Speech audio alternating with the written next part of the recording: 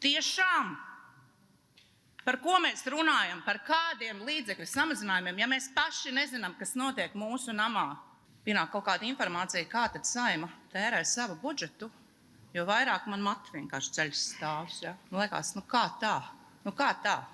Bet varbūt vienkārši ir tā, ka cilvēki ir gadiem jau pieraduši rīkoties ar valsts naudu, vienkārši iebāž tajā ķešā roku un tik vēl kārā un tik tērē, neskatoties ne uz ko. Un konkrēti par Saeimu es runāšu par 2 gadījumiem.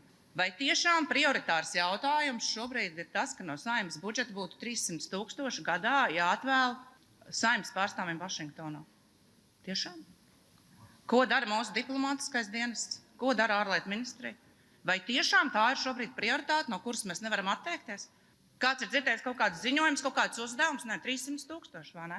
Tas taču tāds nieks, pareizi.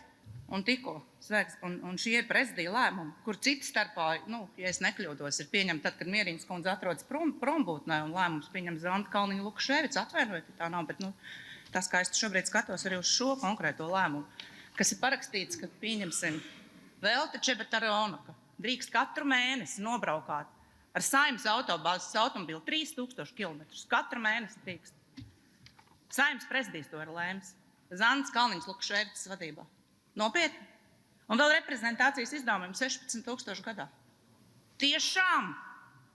Ja man vēl kādreiz būs jautājums, kas ir tā kundze, kas staigā šeit, tā kā vienmēr ar kroni galvā, tā kā būtu šī nama karaliene, tad tagad es zinu. Par kādiem reprezentācijas līdzekļiem viņi dzīvo un ar kādu auto viņi brauc. Man vairs nav jautājumu. Paldies!